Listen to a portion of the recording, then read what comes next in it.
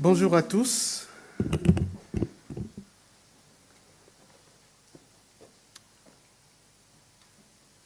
J'ai entendu personne, je suis seul. Bonjour. Bonjour. Vous me faites peur là.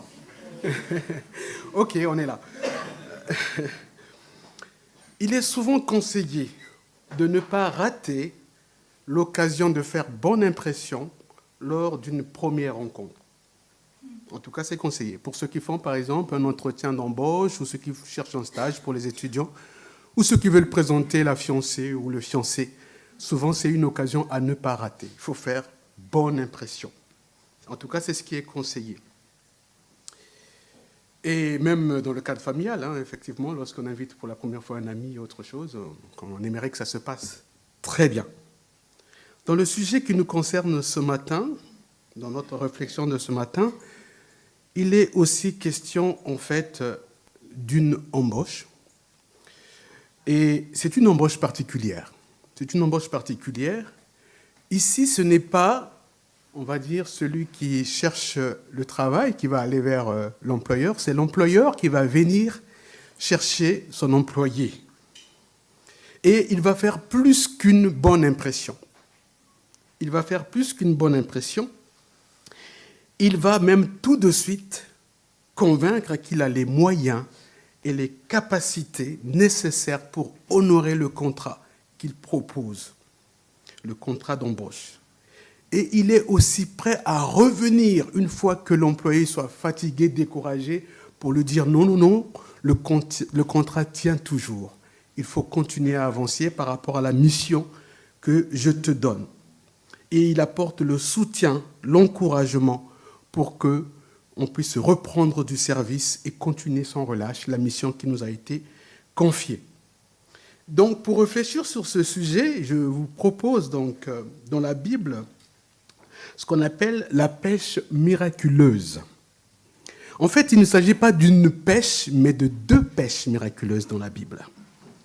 La première pêche se passe au début du ministère de Jésus. Dans les évangiles de Matthieu, on en parle, de Marc et de Luc. Mais c'est Luc qui donne plus de détails sur cette pêche miraculeuse. Et dans la deuxième pêche miraculeuse, nous nous retrouvons déjà à la fin de l'évangile de Jean, donc chapitre 21, de 1 à 17, après la résurrection de Jésus. Je propose qu'on prenne la pêche miraculeuse dans Luc, donc chapitre 5, 1 à 11. Et dans le premier récit que nous allons avoir, dans Luc, nous voyons une expérience particulière, une rencontre exceptionnelle qui va changer et bouleverser la vie de ceux qui vont être les premiers disciples de Jésus. Dans le deuxième miracle, c'est une manifestation de la résurrection de Jésus qui revient pour montrer qu'il a vaincu la mort. Et il vient encourager de nouveau ceux qui peut-être étaient désespérés, dont la foi était vacillante. Et il vient leur dire, non, nous continuons, la mission continue et vous pouvez compter sur moi. Donc, dans une première partie, nous verrons l'appel et la mission des disciples avec ce premier miracle. Et dans la deuxième partie, nous verrons effectivement la poursuite de la mission avec l'aide de Dieu.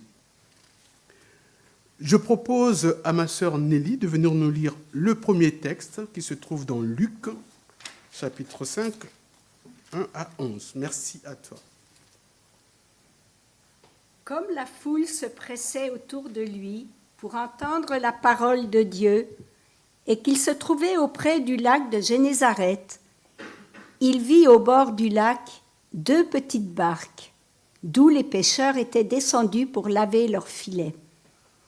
Il monta dans l'une de ces barques qui était à Simon, et il lui demanda de s'éloigner un peu de terre. Puis il s'assit, et de la barque il enseignait les foules. Lorsqu'il eut cessé de parler, il dit à Simon, « Avance en eau profonde, et jetez vos filets pour pêcher. » Simon lui répondit, « Maître, nous avons travaillé toute la nuit sans rien prendre, mais sur ta parole, je jetterai les filets. » L'ayant fait, ils prirent une grande quantité de poissons et leurs filets se rompaient. Ils firent signe à leurs compagnons qui étaient dans l'autre barque de venir les aider. Ils vinrent et remplirent les 2 barques au point qu'elles enfonçaient. Quand il vit cela, Simon-Pierre tomba aux genoux de Jésus et dit « Seigneur, éloigne-toi de moi, parce que je suis un homme pécheur. » Car la frayeur l'avait saisi, lui et tous ceux qui étaient avec lui, à cause de la pêche qu'ils avaient faite. Il en était de même de Jacques et de Jean, fils de Zébédée, les associés de Simon. Et Jésus dit à Simon, « Sois sans crainte, désormais tu seras pêcheur d'hommes. » Alors ils ramenèrent les barques à terre, laissèrent tout et le suivirent. Merci Nelly.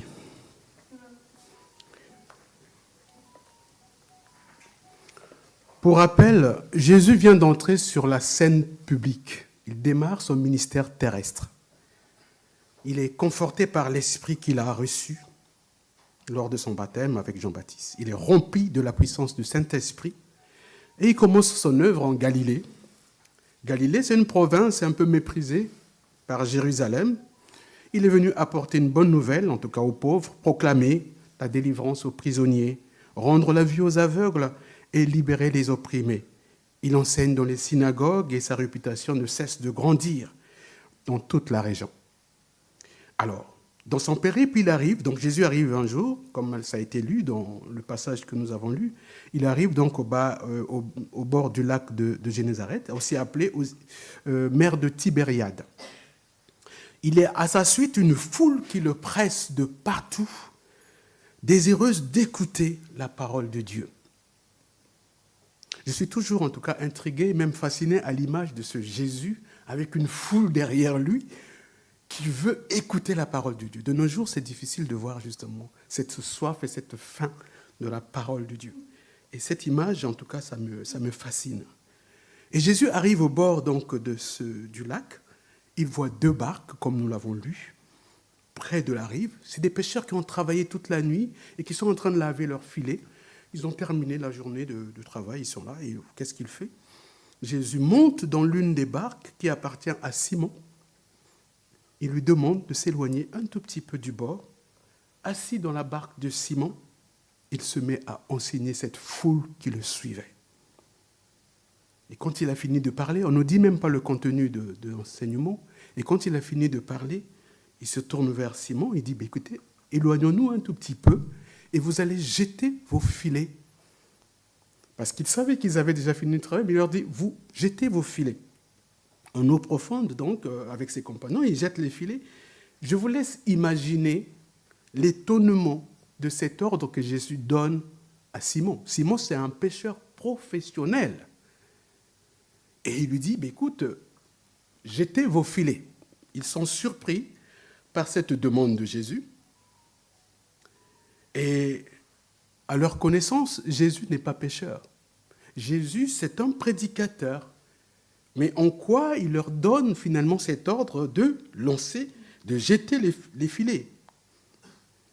Notons que si la pêche se faisait de nuit, c'est parce que habituellement, les poissons remontent un tout petit peu à la surface. C'est pour ça que les gens allaient pêcher la nuit. Ils avaient plus de chances d'attraper les poissons dans la nuit. Alors en plein jour, c'est le matin, on leur dit « jetez vos filets ». Ils se posent des questions sur cet ordre que Jésus leur donne. Pierre pouvait penser que ce conseil n'avait pas de sens. Il était peu probable qu'il puisse d'ailleurs attraper du poisson parce que lui savait à quel moment il fallait pêcher. D'où il fait cette remarque au verset 5 que vous pouvez voir. Il dit, mais nous avons pêché toute la nuit sans rien prendre. Mais sur ta parole, je jetterai les filets. Sur ta parole, je jetterai les filets. Est-ce qu'il était convaincu? Est-ce qu'il n'était pas convaincu? Il a obéi. Et en jetant les filets, la pêche est extraordinaire. les 2 barques sont remplies de poissons au point de s'enfoncer dans l'eau. Et à la vue de cette pêche miraculeuse, Simon se met à genoux, il ne comprend pas, il dit, c'est pas possible. Éloigne-toi de moi, Seigneur. Éloigne-toi de moi, Seigneur, car je suis un homme pécheur. Je suis un homme pécheur. Il voit donc en Jésus quelqu'un de spécial, quelqu'un d'extraordinaire. Mais Jésus va le rassurer tout de suite en disant, n'aie pas peur. Désormais, ce sont des hommes que tu vas prendre. Je ferai de toi un pêcheur d'hommes. Ne crains point. Et ils vont ramener donc les barques, il va ramener les poissons avec la barque, et puis ils vont venir à terre. Waouh, quelle histoire! Pour des pêcheurs qui ne sont pas habitués à voir ce genre de pêche, ils ont été intrigués. Je nous rappelle que dans les autres évangiles, Marc, Évangile, etc., on ne donne pas beaucoup de détails comme Luc le donne. Là-bas, on donne directement la réponse que les disciples vont donner à Jésus quand il leur dit « Venez, suivez-moi », comme nous l'avons chanté, je vous appelle et vous suivez. Ici, Luc donne des détails sur cette pêche. Et il montre, c'est-à-dire que Jésus les convainc déjà avant de les appeler. Par ce qu'il fait, il les convainc. Et donc, une fois qu'il les a convaincus, il a gagné la confiance de Simon, il a révélé sa puissance, mais ils prennent conscience que ce n'est pas n'importe qui, celui qui leur a demandé de jeter les filets. Qu'est-ce que nous pouvons donc relever de ce passage? Quelles remarques nous pouvons faire? Comme je l'ai dit, ces pêcheurs ont travaillé toute la nuit sans rien prendre. Ils étaient fatigués, ils attendaient certainement la fin de l'enseignement de Jésus pour rentrer chez eux, aller se reposer tout simplement. Mais les choses ne vont pas se passer comme ils avaient prévu, puisqu'en lavant leur filet, ils ne s'imaginaient pas ce qui va se passer, qu'ils vont repartir travailler. Et voilà que finalement, eux qui étaient tranquillement en train d'attendre la fin pour partir, ils vont se retrouver dans une histoire, un destin qui va basculer dans l'inconnu à cause de cet homme, ce Jésus. La première chose que je relève d'abord, c'est bien que ne sachant pas que Jésus était un pécheur, ils vont obéir. Je relève l'obéissance et la confiance. Sur ta parole, je jetterai les filets. Simon, pécheur expérimenté, savait que suite à la demande de Jésus, il y avait peu de chances que ça se passe. C'était invraisemblable d'avoir du poisson. Mais certainement qu'il était impressionné par ce Jésus parce que, n'oublions pas, quand Jésus enseignait, Jésus était dans la barque de Simon. Il a dû être au bénéfice de cet enseignement que Jésus était en train de donner. Il a dû voir l'autorité qui se dégageait de ce Jésus. Jésus ne parlait pas pour ne rien dire. Et donc, quand il voit cet homme enseigner des foules, et lui, il est aux premières loges, certainement qu'il est déjà impressionné par l'autorité qui se dégage de cet homme. D'ailleurs, il l'appelle maître. Il sait que c'est quand même quelqu'un d'extraordinaire. Mais ce n'est pas ce qu'il pense qui est important, mais c'est ce que dit Jésus qui est important. Et il jette les filets, et nous connaissons la suite. Vous allez aussi remarquer que Jésus n'argumente pas. Quand il leur dit de jeter les filets, il ne leur dit pas « Mais écoutez, si vous m'écoutez, vous verrez ce que vous allez voir, etc. » Non, non, non. Il leur dit « Jetez les filets ». Il n'argumente pas, il n'essaie pas de convaincre, il leur laisse devant leur propre responsabilité d'accepter ou de refuser. Il ne leur fait pas une pression. Il dit simplement « Jetez de nouveau vos filets ». Et eux, ils vont s'exécuter et ils vont prendre leurs responsabilités et ils vont voir quelque chose d'extraordinaire, quelque chose de puissant qui se dégage de cet homme. Et cette parole va donc avoir de la conviction quand Jésus va par la suite leur demander de le suivre. La deuxième chose que je remarque aussi dans ce texte, c'est la prise de conscience de leur état de pécheur. Lorsqu'ils vont voir que finalement, ce Jésus qui fait cette pêche, enfin qui leur donne l'occasion d'avoir cette pêche miraculeuse, ils disent non, non, non, recule, nous sommes des pécheurs, on n'est pas digne d'être à côté de toi, on ne peut pas, éloigne-toi de nous, Seigneur. Ils prennent conscience, ils ont la crainte parce qu'ils ont compris que c'est une manifestation de Dieu. La puissance qui se dégage de cet homme à travers cette pêche miraculeuse. Ils sont saisis de stupeur. Et cette peur, on peut la comparer à ce que Ésaïe nous dit dans Ésaïe chapitre 6, 5. Je vous dis, ne cherchez pas, je vais le lire. Ésaïe dit ça. Je dis alors, hélas, me voilà condamné au silence, car mes lèvres sont indignes de Dieu, et j'appartiens à un peuple aux lèvres tout aussi indignes de lui. Or, j'ai vu de mes yeux le roi, le Seigneur de l'univers. Et je crois que c'est ce que Simon a pensé dans sa tête. Mais je vois quelqu'un qui est l'envoyé de Dieu, sinon Dieu lui-même. Et souvent dans le temple, les prophètes, face à face avec Dieu, qui est présenté comme le roi qui gouverne, devant cette sainteté de Dieu qui est proclamée par sa présence, il y a forcément une distance entre la grandeur de Dieu et notre faiblesse en tant qu'homme. On a envie de s'éloigner parce que Dieu est grand, Dieu est fort. Mais quand le Saint-Esprit nous convainc de notre péché, nous pouvons nous tourner vers Christ, comme nous l'avons chanté. Parce que Christ nous pardonne, Christ nous purifie de toute iniquité. Nous pouvons nous approcher parce qu'il est capable de nous pardonner, de nous laver de notre péché. Et Simon a compris cela.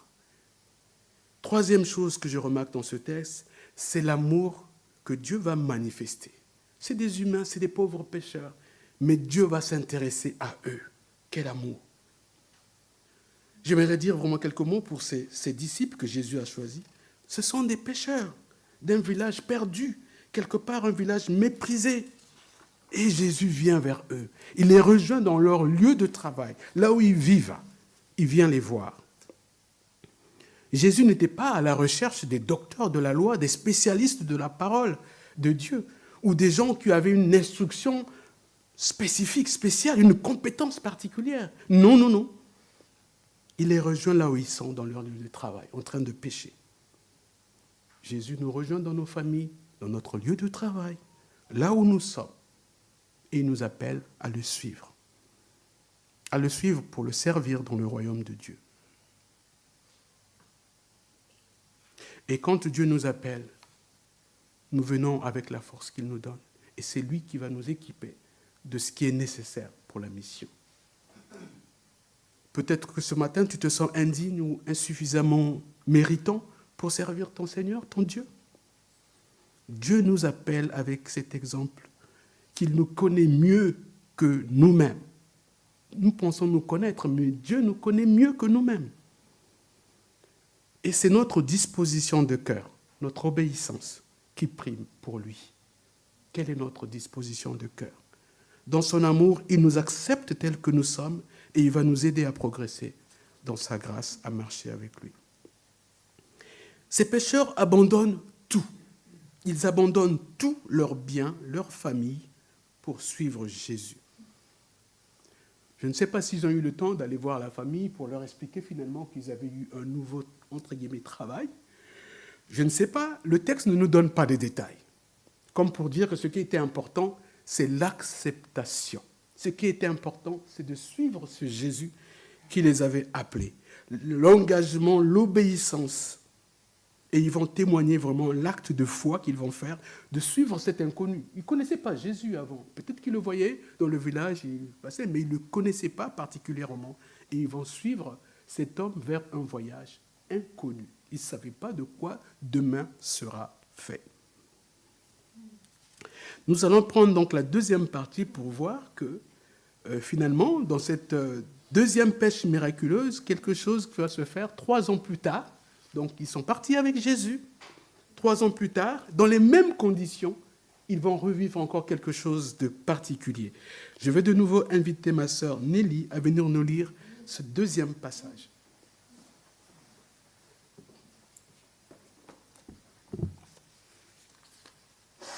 Après cela, Jésus se manifesta encore aux disciples sur les bords de la mer de Tibériade.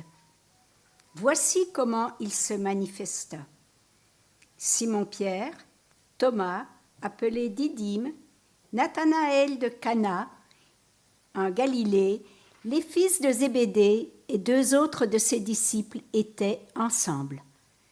Simon-Pierre leur dit « Je vais pêcher ». Ils lui dirent, « Nous allons, nous aussi, avec toi. » Ils sortirent et montèrent dans la barque. Cette nuit-là, ils ne prirent rien. Le matin venu, Jésus se trouva sur le rivage, mais les disciples ne savaient pas que c'était Jésus. Jésus leur dit, « Enfants, n'avez-vous rien à manger ?» Ils lui répondirent, « Non. » Il leur dit, « Jetez le filet du côté droit de la barque et vous trouverez. » Ils le jetèrent donc, et ils n'étaient plus capables de le retirer à cause de la grande quantité de poissons. Alors, le disciple que Jésus aimait dit à Pierre, « C'est le Seigneur. » Dès que Simon-Pierre eut entendu que c'était le Seigneur, il mit son vêtement, car il était nu, et se jeta dans la mer.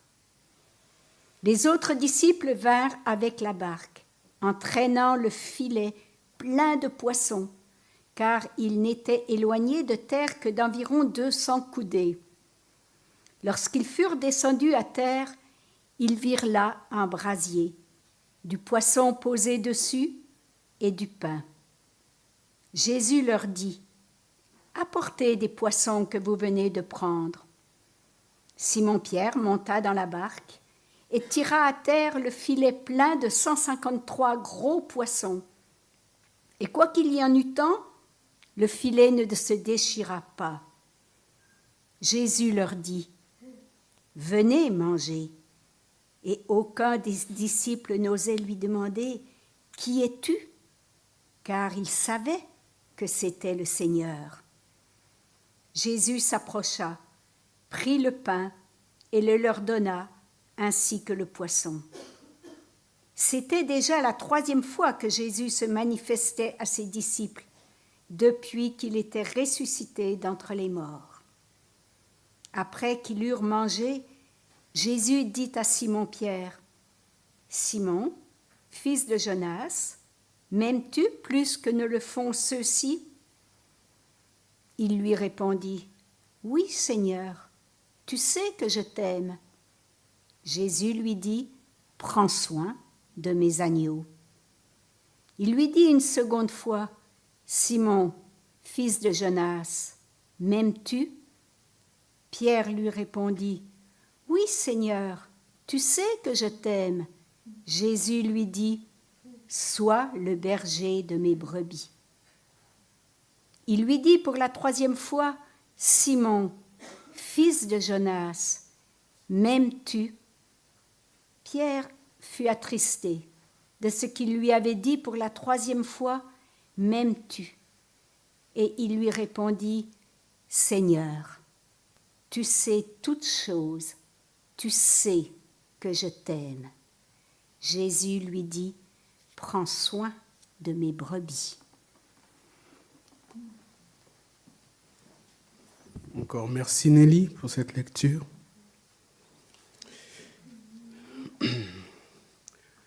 Donc nous nous situons après la mort de Jésus. Donc ces disciples qui avaient tout quitté pour ce Jésus, finalement sont découragés, ils sont repartis dans leur terre d'origine, découragés sans doute par la mort du Maître. Il y a certainement le doute qui est présent dans leur esprit, peut-être aussi la foi, ça s'est affaibli.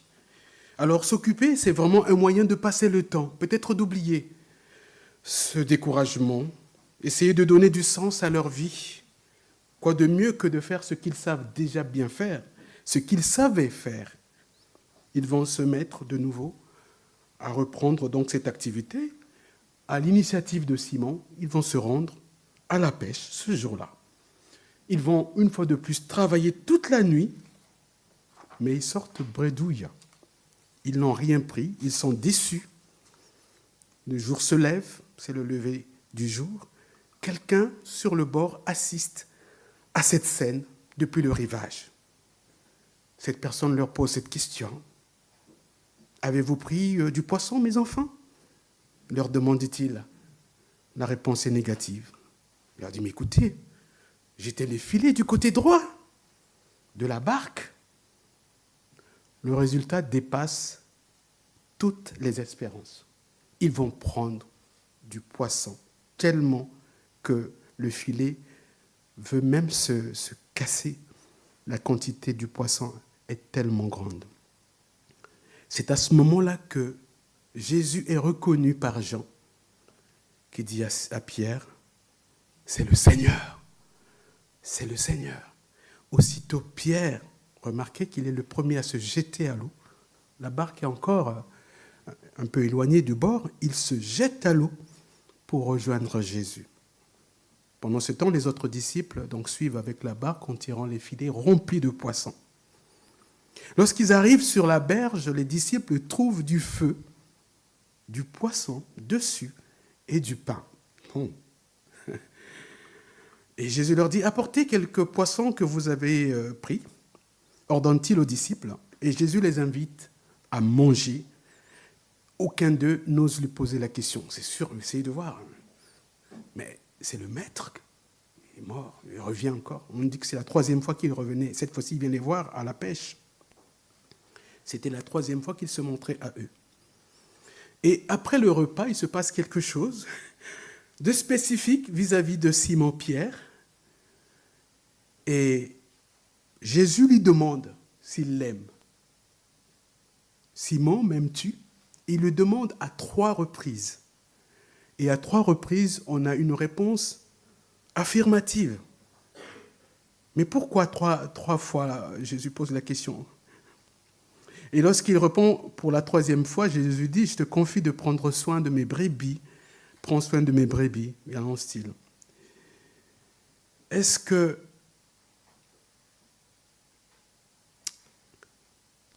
c'était lié au fait que Pierre avait renié 3 fois le Seigneur et il voulait qu'il le reprécise à 3 reprises? Est-ce que c'est ça? Bon, je ne dis pas que le texte le dit. On se pose des questions. Pourquoi il le répète 3 fois? Mais en allant chercher dans les commentaires bibliques, on pense que Jésus, en posant la première fois la question, Pierre répond d'un amour un peu évasif, un amour qui n'engage pas totalement. C'est sûr qu'il a encore en tête son règnement. Il se dit, est-ce qu'il a encore confiance en moi? Je l'ai régné. Et quand il dit « je t'aime », il n'utilise pas les mots que Jésus attend. C'est comme on dirait à un ami, j'ai de l'affection peut-être pour toi. Donc l'équivalent, ce n'était pas ce que Jésus attendait, un amour engageant, sincère, total. Et la 2e fois, Pierre aussi donne un équivalent qui n'est pas l'amour que Jésus attend. Et la 3e fois, il dit, Seigneur, tu sais bien que je t'aime. Et là, il utilise l'expression, l'engagement total de sa personne. Es-tu prêt de nouveau à tout abandonner pour reprendre la mission que je t'avais donnée? Avec un amour qui t'engage, qui me fait confiance. Et ça, on voit qu'il s'est passé quelque chose.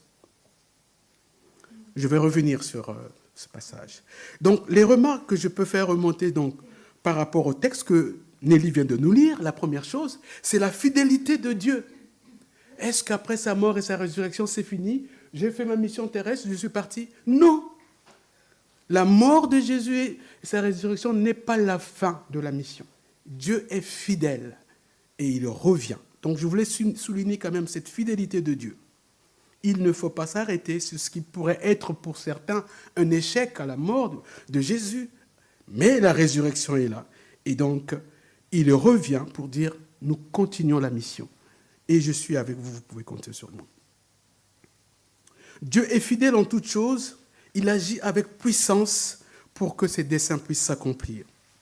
Il ne fait pas les choses à moitié.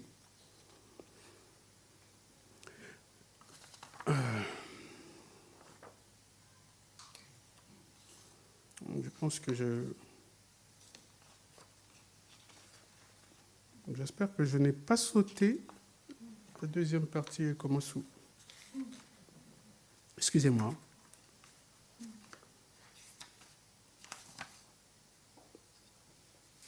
D'accord. Donc la fidélité de Dieu que je voulais souligner, la mort de Jésus n'est pas la fin de la mission des disciples. Non, pas du tout. Ils n'avaient peut-être pas compris que la mission continuait, ils sont repartis à la pêche. Mais Jésus leur avait dit, je vous rejoindrai de toute façon. je vous rejoindrai. Et il y a des choses qu'ils ne pouvaient pas comprendre et qu'ils vont comprendre avec la résurrection de Jésus. Parce que des gens qui étaient apeurés, qui avaient fui, ils vont avoir une foi, un zèle pour annoncer la parole qu'ils n'avaient pas avant. Parce que Jésus vient leur réconforter. Jésus leur montre qu'il a la victoire sur la mort. Il leur rappelle le sens de la mission qu'il leur avait donnée. Le contrat tient toujours. La scène décrite ici peut symboliser effectivement la mission confiée à Simon et les autres disciples. Souvenez-vous de ce que Jésus avait dit à Simon lors de leur première rencontre. Ne crains pas, désormais tu seras pêcheur d'hommes. Tu vas ramener les poissons sur la berge. Autrement dit, tu vas annoncer la bonne nouvelle du royaume de Dieu. Les eaux profondes, c'est ce que nous vivons un peu dans le monde. Donc il faut aller prendre ces âmes, il faut les amener à Christ, il faut prendre soin de ces âmes. Il faut les ramener en sécurité sur la berge, dans la présence de Dieu, notre Dieu. Jésus leur enseigne qu'à travers cette pêche miraculeuse, qu'ils ne doivent pas compter sur leur intelligence, sur leur force, mais sur ce que le Seigneur leur dit, sur les recommandations que Jésus leur donne. La deuxième chose que je souligne dans ce texte, c'est la proximité et la prévenance. Vous avez vu que quand ils reviennent sur la berge, il y a un feu, il y a du poisson, il y a le pain. Il sait qu'ils ont travaillé toute la nuit. Jésus les attend. Il sait qu'ils sont fatigués. Ils ont besoin de manger. Et Jésus est prévenant. Dans nos vies, c'est pareil. N'oublions pas que Jésus n'est jamais loin. Il est proche de nous. Il sait que nous avons besoin de lui. Et là, il vient à leur rencontre. Il prépare déjà comment ils vont se ressourcer, reprendre des forces. Cette proximité et cette prévenance de Dieu est extraordinaire. D'ailleurs, il nous dit dans la prière de notre sœur ce matin, elle a dit, je serai avec vous tous les jours jusqu'à la fin des temps. Il nous promet sa présence. Nous pouvons compter sur son aide. Ne soyons pas découragés, ne lâchons pas parce que nous sommes fatigués. Il reviendra nous donner des forces. Il viendra nous donner à manger. Jésus sait que nous avons besoin de lui. Mais en toute chose, Dieu aime que nous prenions notre part. Vous avez vu que même quand il avait préparé déjà des choses, il leur dit, ramenez ce que vous avez péché. Quelle est notre part aussi? Donc, voilà, ramenez quelques poissons. J'en ai déjà ici, mais ramenez. Dieu veut que nous apportons aussi notre contribution, notre part dans ce qu'il nous propose. Vous avez noté aussi que Simon-Pierre a été le premier, comme je l'ai dit, à se jeter à l'eau. Est-ce qu'il avait encore en tête, il avait peut-être besoin du pardon, d'un mot de réconfort du Seigneur, parce qu'il avait encore en tête, comme nous avait dit, qu'avant que le coq ne chante, tu vas nous renier 3 fois, il avait encore ça. Et quand tu dis, c'est le Seigneur, il dit, j'ai failli. J'ai peut-être envie d'être réconforté, encouragé par le Seigneur, et il se précipite, il se jette à l'eau, et il vient à la rencontre du Seigneur. Il veut entendre de la bouche du Seigneur une parole de réconfort pour permettre un chemin de guérison face à la crise morale qu'il a dû avoir, Pierre, pour traverser un peu ce flottement qu'il a dû avoir, cette défaillance, on va dire. Et, pardon. Vous allez remarquer que Jésus ne l'interroge pas sur sa foi. Il ne demande pas, est-ce que tu crois encore? Il ne l'interroge pas sur sa foi, mais sur son amour. Jésus l'interroge sur son amour. Parce que Jésus avait déjà prié. Dans Luc 22, de 31 à 32, ne cherchez pas, le Seigneur avait prié pour Simon. Il savait qu'il passerait par cette difficulté. Simon, Simon, écoute. Satan a demandé de pouvoir vous passer tous au crible, comme le fait pour purifier le grain. Mais j'ai prié pour toi, afin que la foi ne vienne pas à te manquer. Et quand tu seras revenu à moi, fortifie tes frères. Donc le Seigneur ne lui demande pas si tu crois encore en moi. Il lui demande si tu m'aimes. Le Seigneur a besoin d'un engagement total, d'un amour en retour pour lui. Je vais conclure. Je vais conclure par ces quelques mots.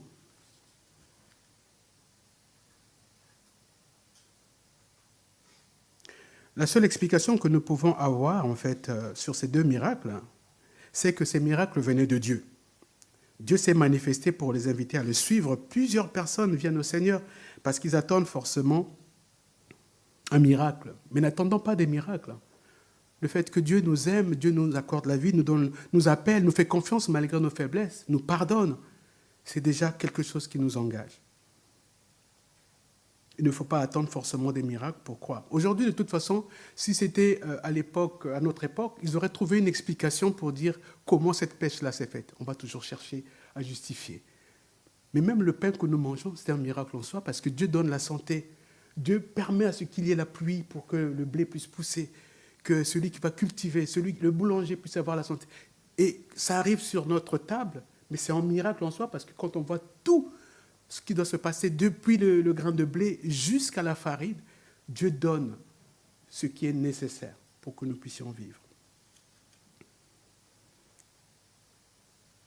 Est-ce que les hommes sont encore sensibles de toute façon au miracle? Même déjà se lever ce matin, avoir le souffle de vie, c'est un miracle en soi. Le sommeil, se réveiller, c'est un miracle en soi.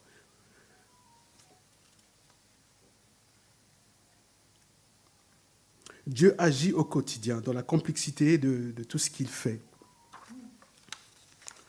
Vous savez quoi? J'avais fait ce texte en 2 fois et j'ai sorti la mauvaise version de mon texte. Donc c'est pour ça que j'étais en train de le chercher. Mais dans la conclusion, je voulais dire que Dieu vient nous chercher dans notre quotidien avec la force que nous avons pour que nous puissions nous contribuer avec la force qu'il nous donne à son œuvre. Que nous soyons acteurs vraiment de ce qu'il fait, mais non pas en comptant sur nous, notre intelligence. Il n'est pas venu prendre et chercher des gens extraordinaires, mais des gens qui ont un cœur à le servir. Quel est aujourd'hui l'état de notre cœur? Quel est aujourd'hui notre engagement vis-à-vis de Dieu? Est-ce que nous sommes découragés aujourd'hui dans notre service? Voyons ce qu'il a fait. Il revient nous dire, la mission continue. Je veux faire de vous des pêcheurs d'hommes. Mais ne comptez pas sur votre propre force. Je suis là pour vous aider, vous accompagner. La mission continue. Et l'appel de Dieu aujourd'hui est encore actuel. Que Dieu nous aide à être ses disciples, ceux-là qui vont compter sur sa force pour que nous puissions œuvrer pour son royaume, l'avancement de son royaume. Quel est l'état de notre cœur aujourd'hui? Est-ce que nous sommes découragés? Est-ce que dans notre service, nous avons des raisons de croire que nous voulons baisser les bras? Le Seigneur nous appelle à lui faire confiance pour que nous avancions avec la force qu'il nous donne. Je vais prier pour terminer. Seigneur notre Dieu, nous te louons, nous te bénissons pour ta confiance, pour ta fidélité, pour ton amour pour chacun de nous. Seigneur, par ta mort et ta résurrection, tu nous as montré que tu es vainqueur de la mort et que tu es assis à la droite de Dieu, que tu viens, Seigneur, tu pries pour nous, tu intercèdes pour nous et tu veux que par ton esprit, nous continuions, Seigneur, cette mission parce qu'aujourd'hui, tu veux t'appuyer sur nous. Oui, Seigneur, tu es conscient de nos faiblesses, de nos limites, mais en même temps, ce n'est pas avec notre force, mais avec la force que tu nous donnes, que tu veux que nous puissions œuvrer dans ton champ. Merci encore de nous encourager. Merci de visiter ceux qui sont découragés, ceux qui passent par des moments difficiles. Seigneur, que tu nous donnes la conviction, comme tu as convaincu Simon, Seigneur, que tu puisses rentrer dans les barques de nos vies pour nous parler, pour nous aider à avancer en comptant uniquement sur toi. Bénis encore ton peuple, bénis encore ta parole. En toutes choses, nous te disons merci. Amen.